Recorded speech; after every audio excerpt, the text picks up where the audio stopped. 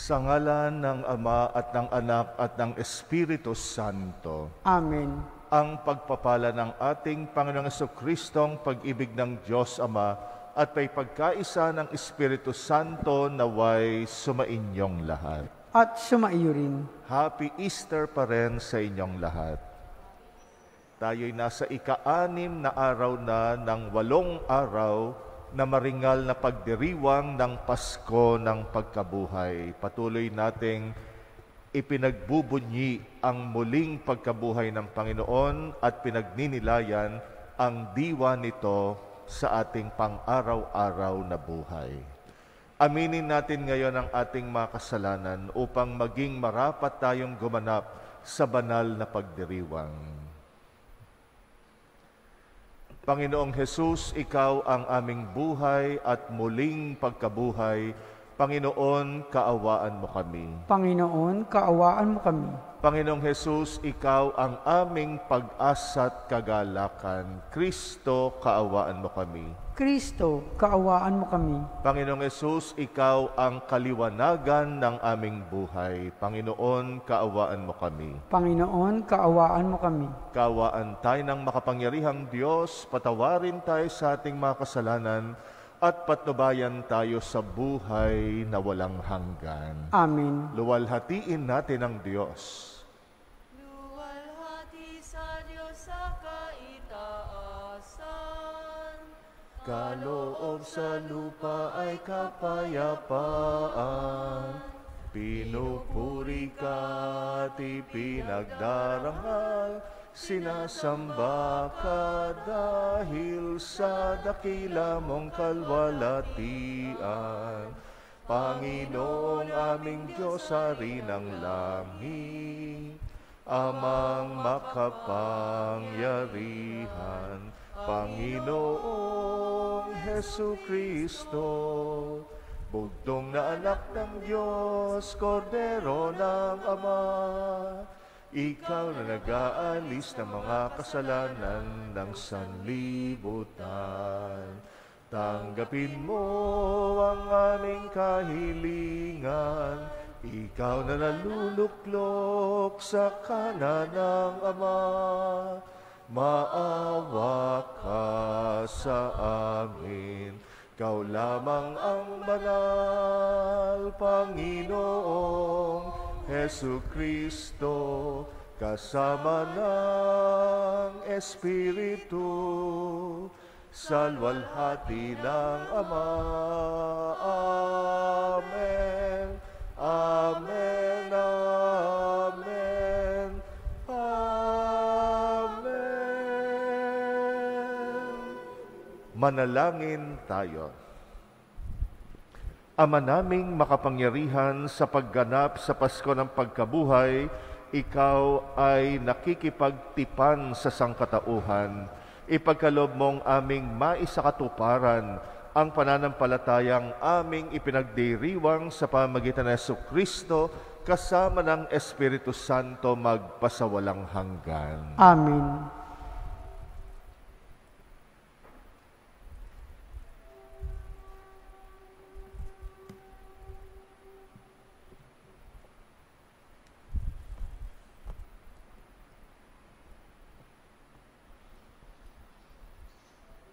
Pagbasa mula sa mga gawa ng mga apostol.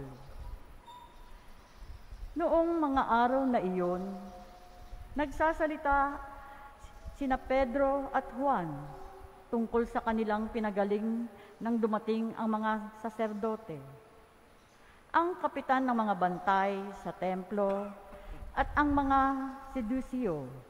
Galit na galit sila sa dalawang apostol, sapagkat ipinapahayag nila sa mga tao na si Jesus ay muling nabuhay, at ito ang katunayan. Nang muling nabubuhay ang mga patay, kaya't dinakip nila ang dalawa, ngunit ikinulong muna hanggang kinabukasan, sapagkat gabi na noon. Gayunman, marami sa nakarinig ng kanilang pangangaral ang sumampalataya kay Jesus, at umaabot sa 5,000 ang bilang ng mga lalaki. Kinabukasan, nagkatipon sa Jerusalem ang mga pinuno, ang matatanda ng bayan, at ang mga ekskriba. Kasama nila si Anas na pinakapinunong saserdote, si Caipas, si Juan, si Alejandro, at ang buong angkan ng pinakapunong saserdote. Pinaharap nila ang mga apostol at tinanong, "Sa anong kapangyarihan o kaninong pangalan ninyo ginagawa ang bagay na ito?" Sumagot si Pedro, na puspos ng Espiritu Santo, "Mga pinuno at matatanda ng bayan, kung sinisiyasat ninyo kami ngayon tungkol sa kabutihang ginawa namin sa lumpong ito at kung paano siya gumaling, talastasin ninyong lahat at ng buong Israel na ang taong ito'y nakatindig sa inyong harapan at lubusang gumaling dahil sa kapangyarihan ng pangalan ni Jesucristong taga Nazaret. Siya'y inyong pinako sa krus, ngunit muling binuhay ng Diyos. Ang Jesus na ito ang batong itinakwil ninyo, mga tagapagtayo ng bahay, ang siyang naging batong panulukan. Kay Jesucristo lamang matatagpuan ang kaligtasan, sapagkat sa silong ng langit ang kanyang pangalan, laman na ibinigay ng Diyos sa ikaliligtas ng tao." Ang salita ng Diyos. Salamat sa Diyos. Batong dating tinanggihan, siya pa naging saligan. Batong dating tinanggihay, siya pang naging saligan. O pasalamatan ang Panginoong Diyos, pagkat siya ay mabuti. Ang kanyang pag-ibig ay napakatatag at mananatili ang taga-Israel. Baya't sabihin kanilang ihayag, ang pag-ibig ng Diyos ay hindi kukupas. Lahat ng mga takot sa Panginoong Diyos dapat magpahayag. Ang pag-ibig niya ay hindi magwawakas. Batong dating tinanggihay, siya pang naging saligan. Ang batong natakwil ng nangatatayo ng tirahang bahay, sa lahat ng bato'y higit na mahusay. Ang lahat na ito, ang nagpamalas ay ang Panginoong Diyos. Kung iyong mamamasdan ay kalugod-lugod, o kahanga-hanga ang araw na ito, ang Diyos ang nagbigay. Tayo ay maggalak, ating ipagdiwang. Batong dating tinanggihay, siya pang naging saligan. Kami ay iligtas, tubusin mo, Poon, kami ay iligtas.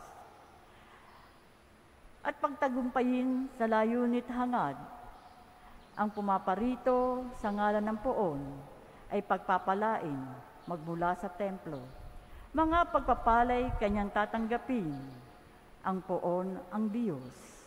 Batong dating tinanggihay, siya pang naging saligan.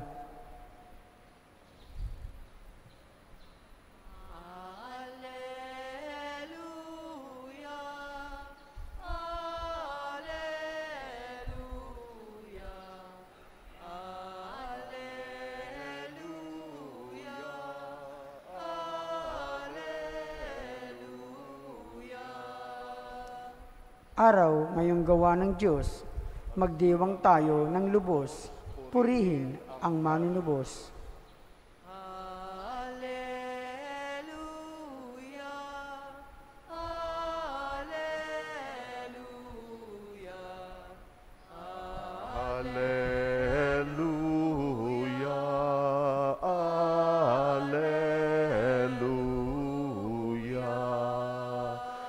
Sumainyo ang Panginoon. At sumaiyo rin. Ang mabuting balita ng Panginoon ayon kay San Juan. Papuri sa iyo, Panginoon.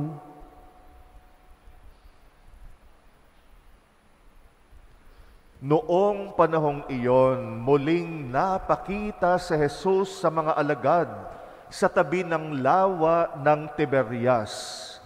Ganito ang pangyayari. magkakasama sina Simon Pedro, Tomas na tinaguriang kambal, Nathaniel na taga Cana Galilea, ang mga anak ni Zebedeo at 2 alagad. Sinabi sa kanila ni Simon Pedro, "Mangingisda ako." "Sasama kami," wika nila. Umalis sila at lumulan sa bangka. Subalit walang nahuli ng gabing iyon. Nang magbubukang liwayway na, tumayo si Jesus sa pangpang. Subalit hindi siya nakilala ng mga alagad. Sinabi niya, "Mga anak, mayroon ba kayong huli?" "Wala po," tugon nila. "Ihulog ninyo ang lambat sa gawing kanan ng bangka at makahuhuli kayo," sabi ni Jesus. Inihulog nga nila ang lambat at hindi nila ito mahila sa dami ng huli. Sinabi kay Pedro ng alagad na minamahal ni Jesus, "Ang Panginoon iyon." Nang marinig ito ni Simon Pedro, siya'y nagsuot ng damit sapagkat hubad siya at tumalon sa tubig. Ang kasama niyang mga alagad ay sumapit sa pangpang, sakay ng munting bangka. Hila-hila ang lambat na puno ng isda. Hindi sila gaanong kalayuan sa pangpang, mga 90 metro lamang. Pag-ahon nila sa pangpang, ay nakakita sila roon ng mga baga na may isdang nakaihaw at ilang tinapay. "Magdala kayo rito ng ilang isdang nahuli ninyo," sabi ni Jesus. Kaya't sumampa sa bangka si Simon Pedro at hinila sa pangpang ang lambat na puno ng malalaking isda, 153 lahat. Hindi napunit ang lambat kahit gaano karami ang isda. "Hali kayo at mag-almusal tayo," sabi ni Jesus. Isa man sa mga alagad ay walang nangahas magtanong sa kanya kung sino siya, sapagkat alam nila na siya ang Panginoon. Lumapit si Jesus, kinuha ang tinapay at ibinigay sa kanila.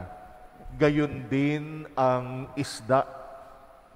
Ito ang ikatlong pagpapakita ni Jesus sa mga alagad pagkatapos na siya ay muling mabuhay. Ang mabuting balita ng Panginoon. Pinupuri ka namin, Panginoong Hesukristo. Merong bang mga tao na ikaw ang dahilan, kaya sila napalapit at naglingkod sa Panginoon? May mga ganong tao na dahil sa atin ay nagising sila sa dapat ay pakikipagrelasyon nila sa Panginoon, na dahil sa atin ay nagsilbi rin sila, lalo na sa ating parokya. Kaya may mga tao na tayo ang nagiging dahilan, kaya sila napapalapit sa Panginoon. May mga nagsasabi sa atin, minsan alam mo, dahil madasalin ka, kaya ako rin nahawahan mo sa pagdarasal. O kaya naman dahil naglilingkod ka sa parokya, naengganyo mo rin yung iba na maging miyembro ng grupo na naglilingkod sa parokya. O dahil sa magandang halimbawa mo ng buhay Kristiyano, talagang hindi ka nakikisama sa mga gawaing mali. Kaya naman naengganyo mo rin yung iba, mga katrabaho mo, na hindi gumawa ng katiwalian, alang-alang sa Panginoon. Kaya may mga tao na tayo ang dahilan, kaya sila ay napalapit sa Panginoon. At sana nga may mga tao na ganon, na tayo ang naging dahilan. Kumbaga, ay nabingwit natin sila para sa Panginoon. Sa ating ebanghelyo ngayon ay pagpapakita ni Jesus sa konteksto ng pangingisda. Maalala natin, nung una nilang matagpuan ang Panginoon, lalo na yung ilang mga alagad, pangingisda rin ang konteksto. At una pa lang, sinabi na ni Jesus sa kanila na sila ay magiging mga mamamalakaya ng tao, fishers of men. Kaya hindi na isda ang kanilang huhulihin at bibingwitin, kung hindi mga tao. At ngayon na si Jesus ay namatay at muling nabuhay, ito'y hudyat ng formal na pagsisimula ng kanilang pagtupad sa sinabi ng Panginoon na sila ay magiging mga mamamalakaya ng tao. Yung bangka dito sa ating kwento, kumakatawan sa simbahan. Ganon din yung lambat. Yung mga isda na sobrang dami ay sumasagisag sa mga tao na maeengganyo nila at mailalapit sa ating Panginoon. At yung simbahan matatag. Sabi nga, yung lambat kahit gaano karami yung isda, hindi napupunit. Ganon ang simbahan. Kaya nga, kung magagawa nga natin, sana lahat ng tao mapabilang natin sa simbahan ng Panginoon upang sila ay makarinig ng salita ng Diyos at mailapit natin sa ating Panginoon. Kaya yung pagkabuhay ng Panginoon, yung malamang siya'y buhay, at tayo rin, nalalaman natin ang Panginoon ay buhay dahil sa mga karanasan natin. Hindi naman natin nakita ang Panginoon ng harapan, pero alam natin, buhay siya sa pamagitan ng maraming mga pangyayari sa buhay natin. Tayo ay nagpapatotoo na buhay ang Diyos, na merong Diyos, na buhay ang Panginoon. Kaya yung grasya na malaman na siya ay buhay, hindi natin yan sinasarili. Ito'y grasyang hindi natin sinosolo. No, minsang maranasan natin ang Diyos na buhay sa buhay natin, binabahagi natin ito. Ibinabalita. Ibinabalita natin para yung iba rin malaman, lalo na ang mga nawawalan ng pag-asa sa buhay, mga naliligaw ng landas, na merong Diyos na buhay. Kaya pinapahayag natin ito sa salita at lalong-lalo na sa gawa. Kaya yung pagkabuhay ng Panginoon at yung misyon na ipahayag siya, magkakambal yan, laging magkasama. Ang pagkabuhay ay hindi sariling grasya lamang ng Diyos sa atin. Ito'y grasya na ipinagkakatiwala sa atin para tayo man ay ipahayag natin sa lahat na siya nga ay tunay na buhay, kumikilos sa buhay natin magpahanggang ngayon. Siya ay nagpaparamdam, patuloy niya tayong inililigtas sa mga maraming pagkakataon, nawa ito ay maranasan ng lahat ng tao. Kaya naman ang commitment natin sa Panginoon, sana makabingwit tayo ng mas maraming mga tao para ilapit natin sa Panginoon. Araw-araw namimingwit tayo.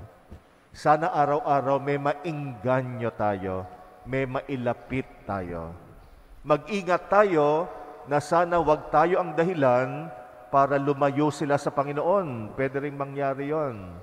Dahil sa sama ng ugali mo, dahil sa masamang ginagawa mo, miyembro ka pa naman ng parokya, kaya minsan may mga tao dahil sa'yo lumayo, di na nagsisimba. Sana wag mangyari yan. Sapagkat ang misyon natin maglapit ng mga tao sa Panginoon, hindi maglayo. Mamingwit upang sila ay ihatid natin sa kawan ng ating Panginoon na muling nabuhay.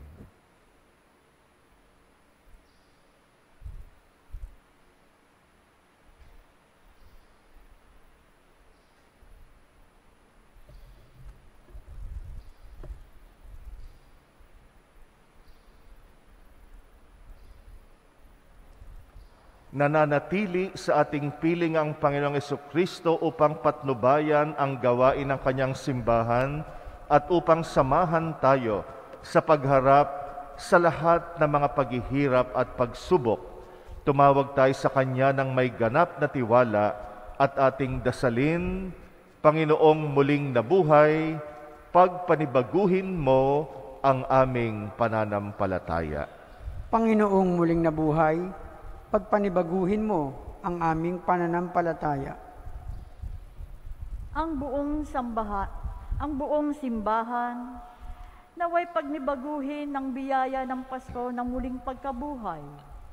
Manalangin tayo sa Panginoon. Panginoong muling nabuhay, pagpanibaguhin mo ang aming pananampalataya. Sa lahat ng tao sa mundo, naway maibigay ang kapayapaang ibinigay ng Panginoon, muling nabuhay sa kanyang mga apostol. Manalangin tayo sa Panginoon. Panginoong muling nabuhay, pagpanibaguhin mo ang aming pananampalataya. Ang mga nangangailangan, naway tulungan natin at bigyan sila ng makapapawi ng pagkagutom ng kanilang katawan at kaluluwa. Manalangin tayo sa Panginoon. Panginoong muling nabuhay, pagpanibaguhin mo ang aming pananampalataya. Ang mga may sakit at may kapansanan, naway makatanggap ng ginhawa at pag-asa mula sa mga tumutulong sa kanila. Manalangin tayo sa Panginoon. Panginoong muling nabuhay, pagpanibaguhin mo ang aming pananampalataya. Ang mga naunang lumisan sa mundong ito, naway tanggapin sa talampasigan ng walang hanggan. Manalangin tayo sa Panginoon. Panginoong muling nabuhay, pagpanibaguhin mo ang aming pananampalataya. Tahimik nating idalangin ang ating mga personal na kahilingan, alalahanin natin ang mga kapatid nating pinangakuan natin na sila'y ating ipagdarasal, alalahanin din natin ang intensyon ng mga kapatid natin nag-aalay ng misa na ito para sa kanilang kahilingan. Tahimik natin itong ipanalangin.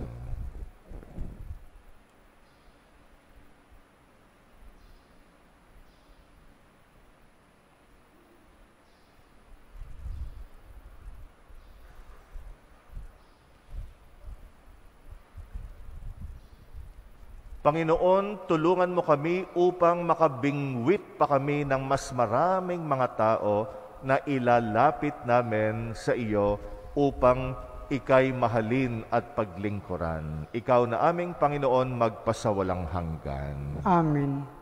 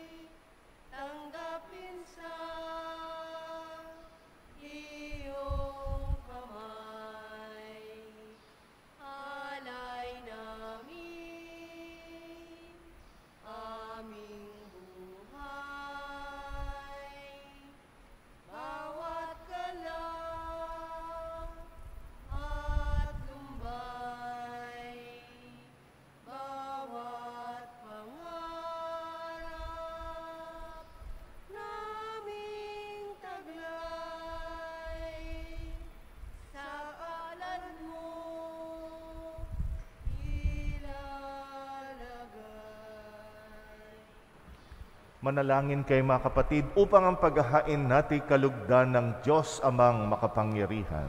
Tanggapin nawa ng Panginoon ito paghahain sa iyong mga kamay, sa kapurihan niya at karangalan, sa ating kapakinabangan at sa buong sambayanan niyang banal. Ama naming mapagmahal, lubusin mo ang ginaganap na pagpapalitan ng mga kaloob mo at ng aming mga alay upang ang aming mga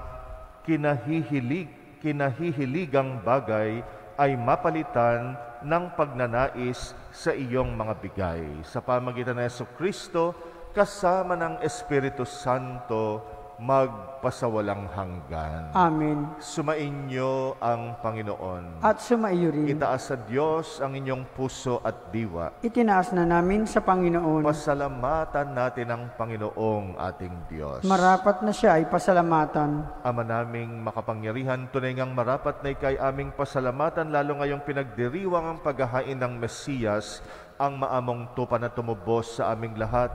Ang iyong anak na minamahal ay naghain ng sarili niyang buhay.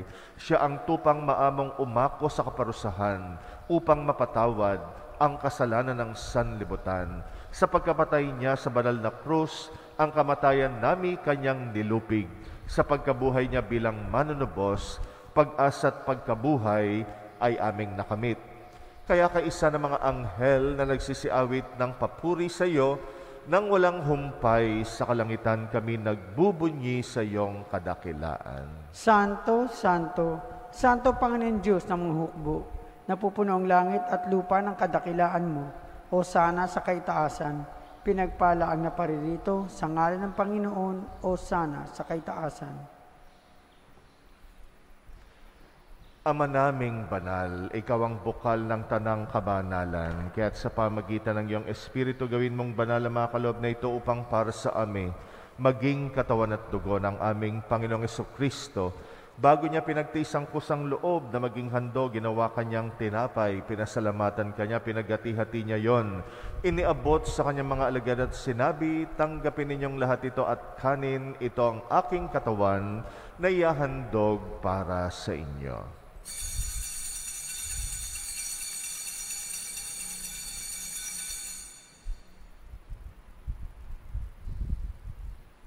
Gayun din naman nung matapos ang hapunan, hinawakan niya ang kalis, muli kanyang pinasalamatan, iniabot niyang kalis sa kanyang mga alagad at sinabi, tanggapin ninyong lahat ito at inumin, ito ang kalis ng aking dugo ng bagot walang hanggang tipan, ang aking dugo na ibubuhos para sa inyo at para sa lahat, sa pagpapatawad ng mga kasalanan, gawin ninyo ito sa pag-alala sa akin.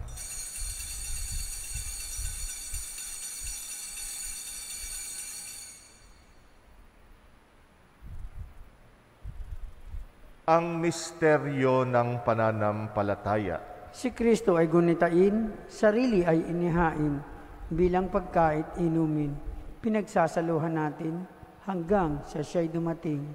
Ama, ginagawa namin ngayon ang pag-alala sa pagkamatay at muling pagkabuhay ng iyong anak, at inaalay namin sa iyo ang tinapay na nagbibigay buhay at ang kalis na nagkakaloob ng kaligtasan. Kami nagpapasalamat dahil kami yung minarapat tumayo sa harap mo para maglingkod sa iyo. Isinasamo namin kaming magsasalo sa katawan at dugo ni Kristo'y mabuklod sa pagkakaisa sa pamagitan ng Espiritu Santo. Amalingapin mong iyong simbahang laganap sa buong daigdig.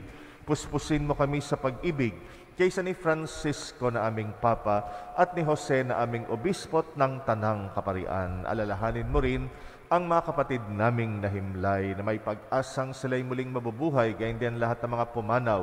Kaawaan mo sila at patuloyin sa iyong kaliwanagan. Kaawaan mo at pagindapatin kaming lahat makasalo sa iyong buhay na walang wakas, kaysa ng mahal na Birheng Maria na ina ng Diyos, ng kabiyak ng puso niyang si San Jose, kaysa ng mga apostol at ang lahat ng mga banal na namuhay dito sa daigdig ng kalugod-lugod sa iyo, maipagdiwang nawa namin ang pagpupuri sa ikrarangal mo sa pamagitan ng iyong anak na aming Panginoong Hesukristo. Sa pamamagitan ni Kristo, kasama niya at sa Kanya, ang lahat ng parangal at papuri ay sa iyo, Diyos Amang makapangyarihan kasama ng Espiritu Santo, magpasawalang hanggan.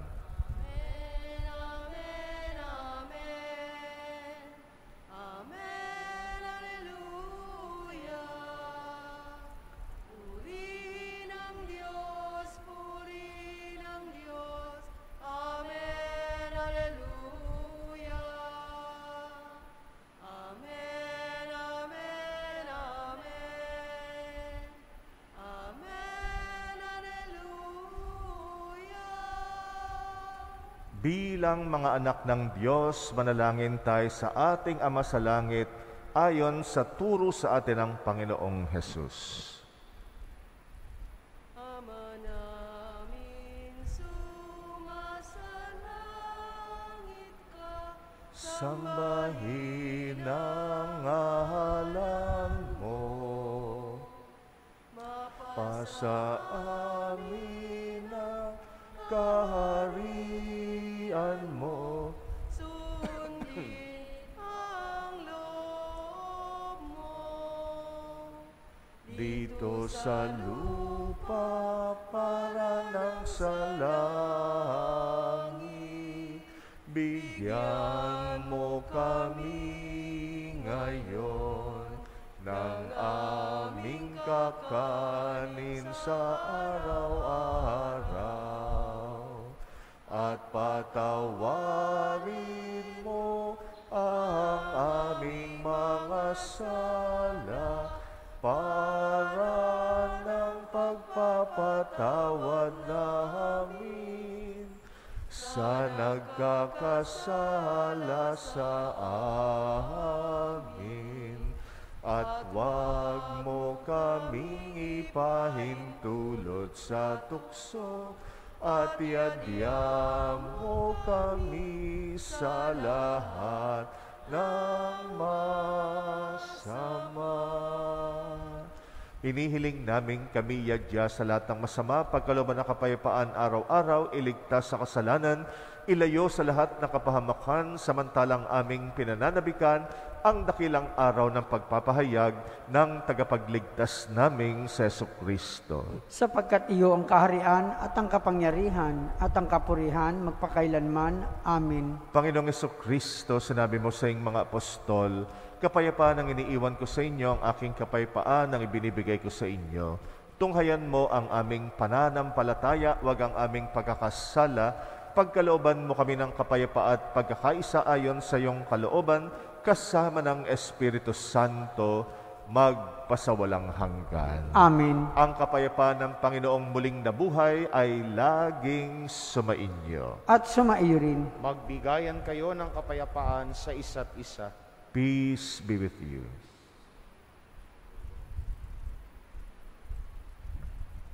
Kordero ng Diyos na nag-aalis ng mga kasalanan ng sanlibutan, maawa ka sa amin. Kordero ng Diyos na nag-aalis ng mga kasalanan ng sanlibutan, Maawa ka sa amin. Kordero ng Diyos na nag-aalis ng mga kasalanan ng sanlibutan, ipagkaloob mo sa amin ang kapayapaan mo.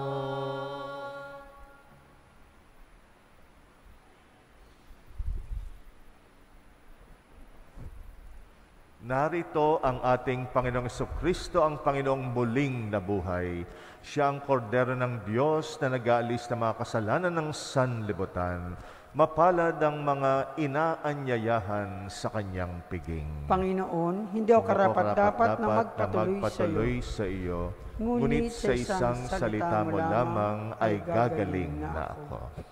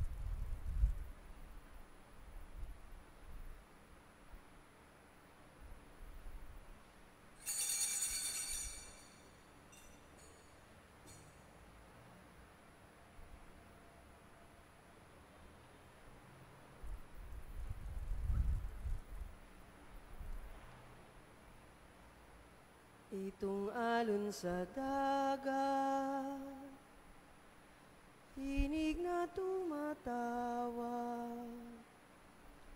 habang naghahayuma o namamalakaya, lambat ng ating buhay, maaari bang iwanan upang mamalakaya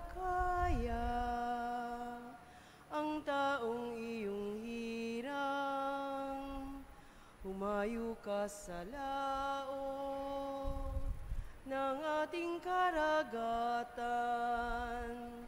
ang lambat ay ihulog sa dakong kalaliman, ang iyong salita. At kung ika'y kapiling, mga kawan sa dagat ay hulihin. Itong alon sa dagat,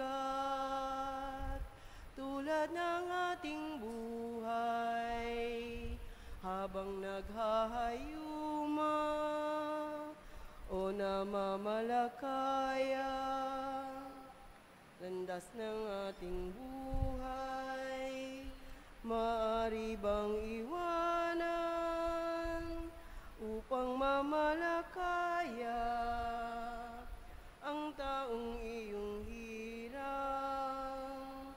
Humayo ka sa laot ng ating karagatan, ang lambat ay ihulog sa dakong kalaliman, ang iyong salita. At kung ika'y kapiling, mga kawan sa dagat ay hulihin.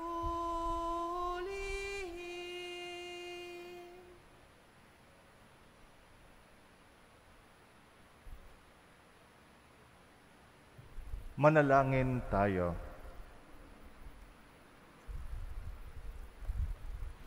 Ama naming mapagmahal, ipagpatuloy mo ang iyong matapat na pagsubaybay sa iyong mga dinudulutan ng kaligtasan upang ang mga ipinagpakasakit na sagipin ng iyong anak ay makinabang sa pagkabuhay niyang nagbibigay galak sa pamagitan niya kasama ng Espiritu Santo magpasawalang hanggan. Amen. Sumainyo ang Panginoon. At sumaiyo rin. At pagpalain kayo ng makapangyarihang Diyos, Ama at Anak at Espiritu Santo. Amen. Humayo kayong taglay ang kapayapaan ni Kristo. Aleluya, aleluya. Salamat sa Diyos. Aleluya, aleluya. Palakpakan natin ang Panginoon.